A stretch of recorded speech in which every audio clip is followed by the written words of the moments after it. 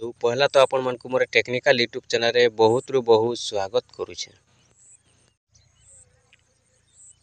आज वीडियोटा होछि आज्ञा आवास योजना के नेकरी। तो देखुन आपण माने जानिथिबे आम ओडिसा रे केते नै केते बहुत लोग जेंटा कि बाकी अछन आज दिन पर्यंत भी योग्य थई करी भी नै पाइबा। तो आवास योजना घर जेंटा कि ओडिसा के मुख्यमंत्री घोषणा करिछन कि 5 लाख आवास योजना घर मिलबा बोली।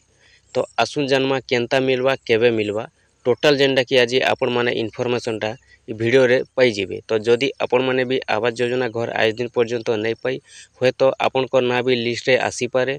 निहाती भाबे आपण माने वीडियोटा शेष पर्यंत देखि दु। तो देखुन जेंटा कि ओडिसा रे नुआ सरकार आसु के सुभद्रा योजना लागू करवा लगी निर्देश देछन जेंटा कि प्रत्येक महिला को 50,000 टंका मिलबा बोली घोषणा करिछन सुभद्रा योजना रे।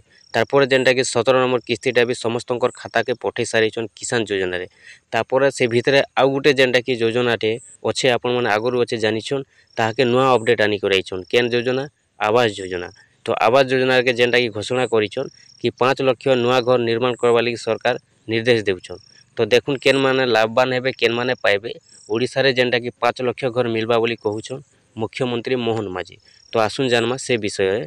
तो देखुन जेंटा कि मुई आपन को टुणर सुरे नै कहबार मु जेंटा कि पेपर माध्यम रे अपडेटटा आइछे से अपडेटटा ही कहउछे। तो पहला मुई आपन को पेपर रा पढी देउछे आपन माने सुनी दुन सुनी देला परे निहाती भाबे बुझी जी।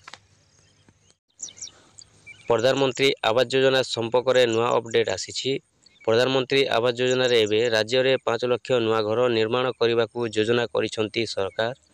ए योजना केउ माने लाभवान हेबे आसंतु जानिबा। राज्य रे भाजपा सरकार गठन परे दिल्ली रे गुरुत्वपूर्ण प्राक बजेट अनुष्ठित होईछि। एही क्रम रे राज्यर विकास पई अनेक दाबी रखिसंती सरकार। सबुठारु गुरुत्वपूर्ण दाबी भाबे पीएमएवाई योजना रे 5 लाख घर मागिसंती उपमुख्यमंत्री केवी सिंहदेव। 5 लाख घर पई केंद्र बजेट रे आवंटन करा जाउ बोली कनक बदन कहिसंती। केंद्र सरकार अनुमोदन कले राज्य रे 5 लाख हिताधिकारी को मागणा रे घर जोगाई दिया जाई पारिबो। प्रधानमंत्री आवास योजना माध्यम रे एभली लोकंकु सहायता प्रदान करा जाउ जे माने घरटे तयारी करबा को आर्थिक भाव रे सक्षम नुहंती। एभली लोकंक पई आवास योजना माध्यम रे धनराशि प्रदान करा जाउछि। हिताधिकारी एही योजनार लाभ उठाइबा को आवेदन करिथिले। प्रधानमंत्री आवास योजना लक्ष्य हेउछि गरीब जनसाधारण को पक्का घर जोगाई देबा। चाल छपर घरे रहुतिबा गरीब जनसाधारण को पक्का घरटे तयारी करबा को जेभली किछि समस्या न हेबो सेति प्रति दृष्टि देउचंती सरकार। जदि आपण भी योग्य प्रार्थी भाबे आवेदन करिथिले जारी हेउतिबा नुआ लिस्ट रे आपण को ना चेक करि पारिबे।